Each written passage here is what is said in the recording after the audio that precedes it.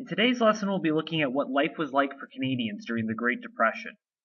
While the 20s are usually remembered as a time of excitement and progress, the 1930s are conversely remembered as a time of hardship for many. It's important to remember, however, that the Depression affected people in different parts of Canada differently. In this lesson, we'll be exploring how life changed for Canadians during the Great Depression. And we'll be splitting this lesson up into three major components. First, we'll start by looking at political responses to the Great Depression. Then we'll look at popular responses to the Great Depression. And finally, we'll look at the response to the Dust Bowls in the western part of Canada. Now, when we think of the Great Depression, we often think of Black Tuesday and the stock market crash of 1929. But what's important to remember is that the stock market is not the same thing as the economy, even though we often use it as a shorthand for it. In fact, the stock market rebounded a bit after the initial market crash. It didn't completely bottom out for another 3 years. Now, while this was bad for those who own stocks, not everybody owned stocks. In fact, a minority of Canadians own stocks. The initial market crash was more of a symptom of more fundamental problems with the economy at this time. And this is what we're actually talking about when we talk about the Great Depression. Not just this initial market crash, not just Black Tuesday, or not even the fact that the stock market crashed, because they're not the same thing. We're talking about more fundamental things with the economy.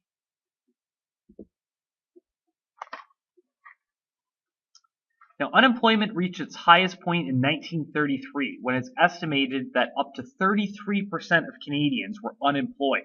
Now, when we talk about unemployment in this regard, what we mean is these are people who are searching for work and cannot find jobs. So 1 in 3 Canadians, by some estimates, wanted to find a job and could not find one. And falling prices also meant that wages fell. So for those who managed to keep their jobs, they might have been making less money than they were previously. This all had a profound effect on the lives of many Canadians. For many Canadians, the Depression hit them hard. However, it wasn't the same experience for everyone. Many wealthy people actually saw an increase in their standard of living during this time. So falling prices are a good thing if you have a steady source of income, because now things cost less for you to buy. If you're making the same amount of money but things cost less, you can purchase more. So for wealthy Canadians, people who had lots of money, people who maybe owned lots of land, people who inherited lots of money, they might have done actually pretty well for themselves with the Depression. But for many Canadians, the majority of Canadians, this was a bad time for them. And it's estimated that at least 1 in 5 Canadians were dependent on some kind of government relief during this time.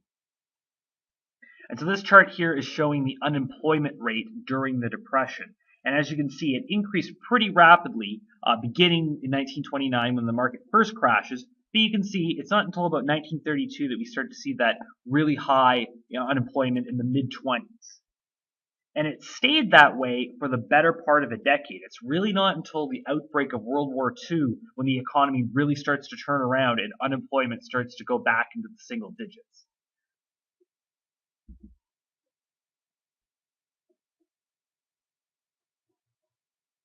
Now, the Depression had several political ramifications for Canada.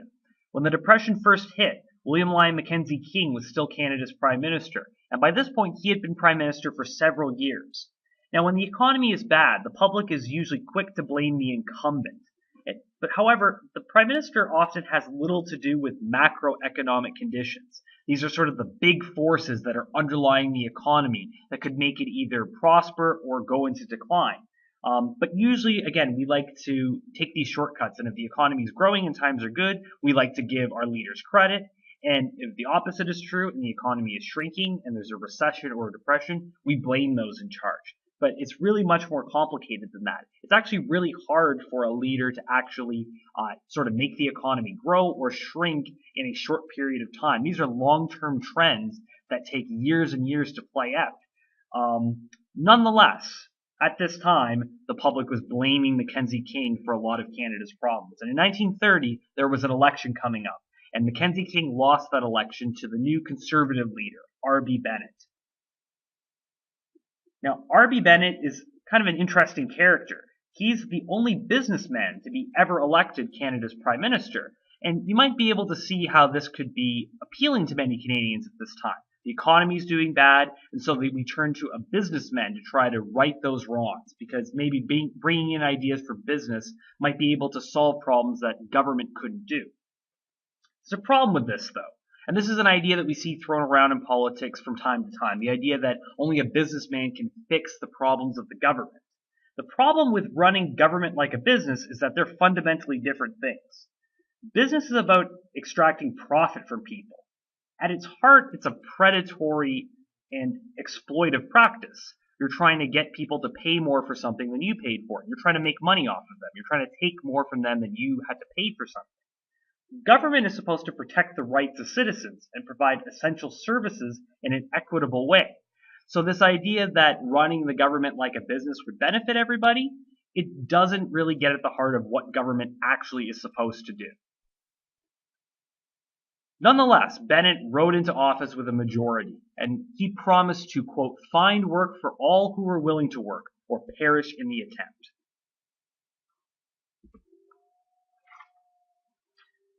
Now, Bennett introduced some measures to try to help those impacted by the Depression. However, it's important to note that at this time, most politicians and economists believed that the government should be more hands-off with the economy, that if the economy is doing poorly, the government shouldn't get involved to try to fix things. Most believed that economic downturns were a natural feature of capitalism, and some even thought they were beneficial because they could correct prices and wages, and they would weed out ineffective businesses. So the measures that were undertaken by Bennett's government were fairly limited at this time. One thing that they did do was introduce what were called relief payments. However, these were kept low intentionally to discourage the public from taking them. And so for many, relief was seen as a last resort. On average, families waited 10 months before applying. However, that didn't stop scores of men from coming out to here on the Yonge Street Mission in Toronto, lining up to get their relief check. And this was a shameful process for many people. Applying for relief payments could be seen as an affront to masculinity for many men. Remember, this is also at a time when women had been getting new jobs and getting new rights and responsibilities within Canadian society. Again, some of these things could be seen as infringing on the male realm of society. This would be another reason why that would happen. So men are no longer able to go out and make money for the family. They can no longer be the breadwinners if they've lost their job. There's nothing they could do about that. So many men were too ashamed to go what they would think of as begging the government for a handout to help them out. So often they would wait a long time before ever going to get relief. Now, another way that men were able to get work and to get payment during this time was at relief camps. In order to receive greater relief, men were sent to work camps. And often these work camps were located in remote areas, so men would need to leave their families in order to go work there. Now, they were given food and lodge in order to go and work there, and they got wages which they could send back to their families.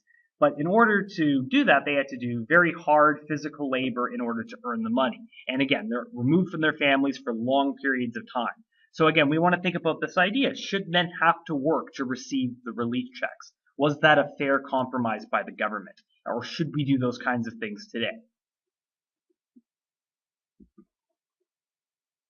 Now, the relief camps were not popular, as many men wanted better wages and better work.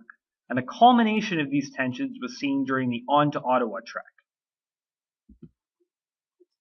The On-To-Ottawa Trek was formed by thousands of unemployed men protesting the conditions of the federal work camps. They wanted political reforms and better relief from the government. Now, there was a lot of fear of social unrest and possible revolution as a result of the On-To-Ottawa Trek. Remember the fears of communist revolt during the Winnipeg General Strike? The Great Depression amplified many of these anxieties, and this culminated with the Regina Riot, where the RCMP met the trekkers and violently ended their journey. And you can see in this newspaper headline from the time, Bennett asks all citizens for aid against agitators. So he's referring to them not as protesters or as workers, he's calling them agitators. The reason why they were marching on Ottawa was to agitate the government. So clearly he's trying to frame them as being A group of men who might be violent, they might be dangerous. This is the picture that Bennett is illustrating for people.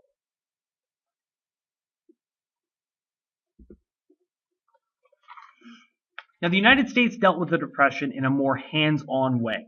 In the United States, a new president was elected in 1932, Franklin Delano Roosevelt, sometimes referred to as FDR. So he won the presidency in 1932 on a platform of economic reforms called the New Deal. And these included many banking reforms, relief programs, and new regulations on business meant to repair the economy and prevent future depressions. And the New Deal did a lot to change the way that people viewed the government's role in the economy. Again, before the Great Depression, many economists and politicians thought the government should be hands-off. They shouldn't get involved. They should just let things play out. And if people lost their jobs, if people went hungry, that was their problem to deal with. They would have to figure out a way to survive. They would have to rely on their family members, or their friends, or charities to get by. It wasn't seen as the government's job to deal with that. But once we have programs like the New Deal in the US come out, it sort of changes people's perspectives of how the government should deal with these sorts of issues. And it was heavily influential on future policies in both Canada, the United States, as well as other places around the world.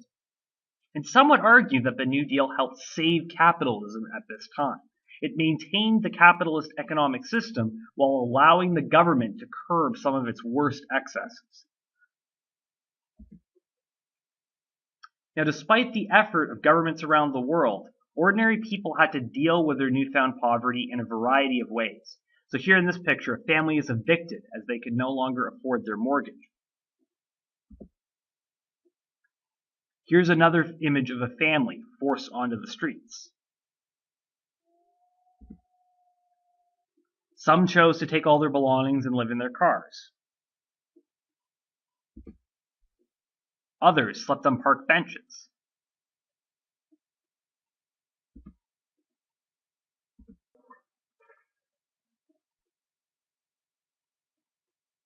Others were forced to sell their possessions for anything they can get. So here's a man selling a car, and the sign says, $100 will buy this car, must have cash, lost all in the stock market. So all those new technologies that people were spending money on, maybe buying on credit during the 1920s, many people were forced to give up those luxuries once the Depression hit. And others were forced to become economic migrants who traveled across the country looking for work. So these infamous pictures by Dorothea Lange show the hardships faced by migratory farm workers and their families during the Depression. In Canada, people attempted to cope with the Depression in a variety of ways. In this picture, a man receives his employment insurance relief. Employment insurance, or EI as it's also known, is a program that we still have today in Canada for those who temporarily lose their jobs. So we can see some of these programs evolving out of the hardships faced during the Depression.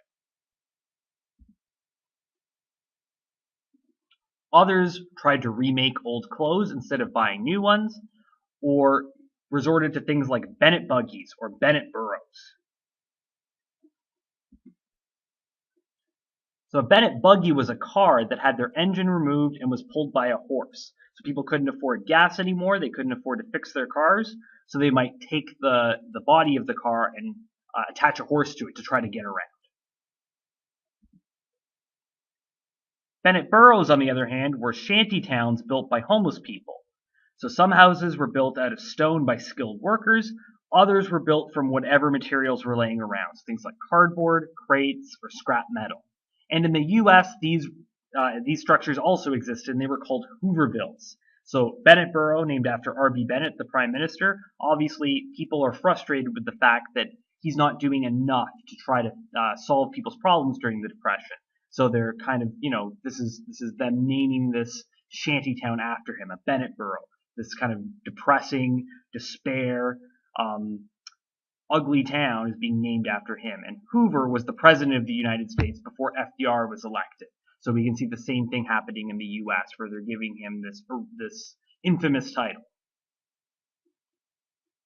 Now, these boroughs were considered dangerous places with high crime rates and unsafe structures. The government was also fearful that the gathering masses of homeless men could turn violent against the government at any time. In other parts of the country, there was another menace threatening people's livelihoods, the Dust Bowl.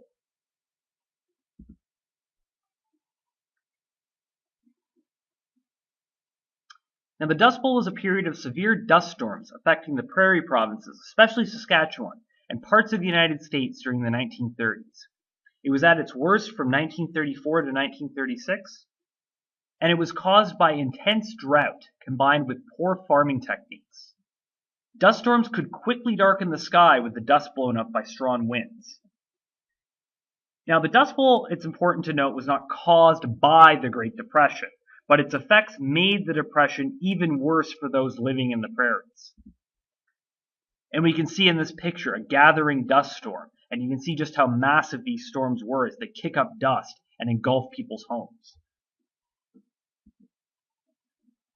A related problem that affected those living in the Dust Bowl areas were locusts, which had a massive outbreak at this time, and they would devour people's crops. They were seen as a pest that would eat people's crops and would ruin their crop for the year. Now, what were the results of the Dust Bowl? It resulted in severe damage to farmland, an inability to grow crops, and it forced the migration of many farmers. Now, prairie farmers were hurt heavily by the Depression, and there were many factors going on. Again, remember, the Dust Bowl is not caused by the Great Depression, but it's making these things worse. So before the Depression even hits, there's a massive collapse in the price of wheat in 1929. There's increased tariffs in response to the stock market crash. And then finally, the dust storms a few years later are sort of the final nail in the coffin to make the Depression just so bad for prairie farmers. The Dust Bowl had a profound effect on culture. Novels such as The Grapes of Wrath tell the story of people living through this period in America. And Dust Bowl Ballads, a collection of songs by Woody Guthrie, tells the story of those who lived through the Dust Bowl. So in summary, the Great Depression led to massive unemployment, bankrupt businesses, and falling wages for many. In 1930, RB Bennett became Prime Minister. He introduced some government relief efforts, but these measures were not enough to turn around the economy. Ordinary Canadians responded to newfound poverty in a variety of novel ways. Angry relief camp workers organized the On-To-Ottawa Trek to voice their concerns, but were stopped at the Regina riot. And drought combined with poor farming practices helped lead to the Dust Bowl, which made the Depression worse for prairie farmers.